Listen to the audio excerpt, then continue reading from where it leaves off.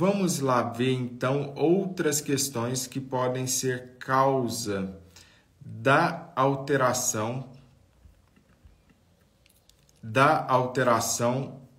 que leva, as causas que levam à alteração de sintomas de bipolaridade. É algo chamado também de BDNF. BDNF é uma coisa que se chama neurotrofina, é o fator neurotrófico cerebral. Muito interessante essa questão do fator neurotrófico cerebral. O que seria isso?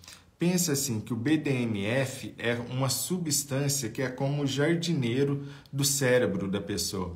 Consequentemente, vai lá e esse jardineiro, que é o BDNF, é uma substância responsável por preservar os seus neurônios, não deixar que esses neurônios morram, cuidar desses neurônios de maneira geral.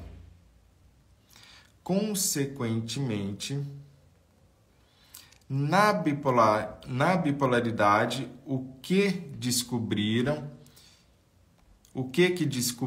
é simplesmente o seguinte.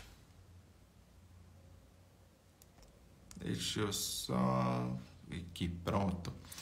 O que descobriram é o seguinte. Primeira coisa.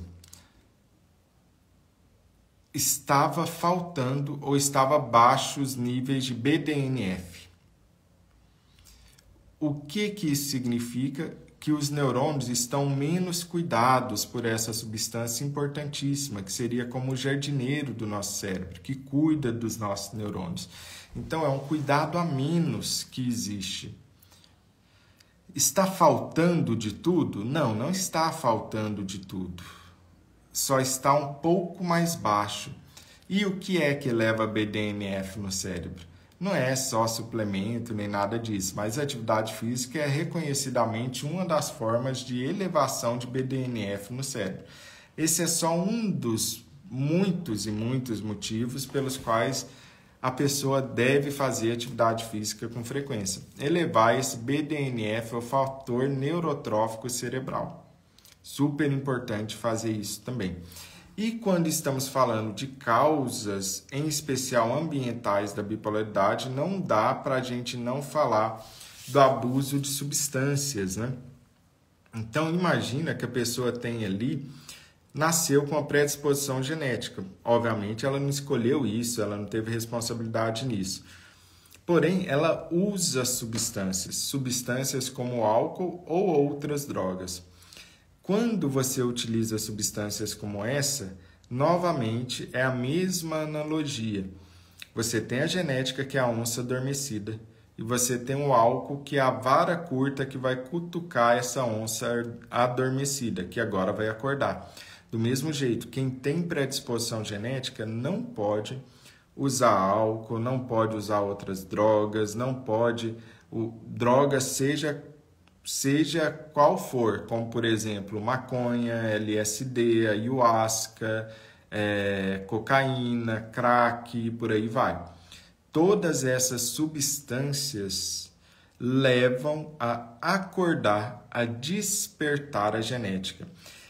Para isso, os médicos dão o nome disso de epigenética. Os pesquisadores chamam isso de epigenética. O que é epigenética? A influência do ambiente no genes, a influência do ambiente na genética. Isso quer dizer que a pessoa pode passar a vida inteira, mesmo tendo a predisposição genética, sem nunca abrir o quadro de bipolaridade. Mas quando ela usa álcool, quando ela usa drogas, maconha, LSD, ayahuasca, cocaína, crack, ela desperta esse quadro. E duas coisas acontecem.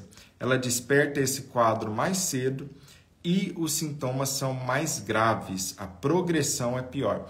Então, toda vez que você estiver pensando em uso de substâncias, álcool ou outras drogas na bipolaridade, você tem que pensar, lembrar que duas coisas vão acontecer. Essa pessoa vai abrir o quadro mais cedo e vai ser pior a progressão desse quadro.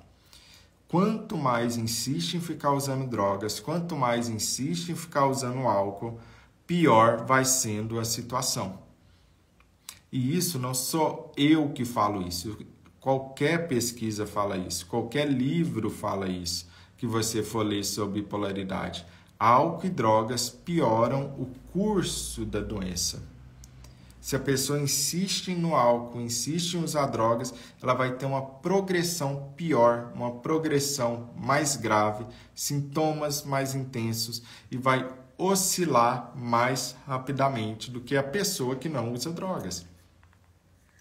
Daí a gente vê o grande perigo que as pessoas passam quando utilizam drogas durante a adolescência. Porque durante a adolescência o cérebro ainda está em formação. O nosso córtex pré-frontal, que aqui na aula eu dei aí uma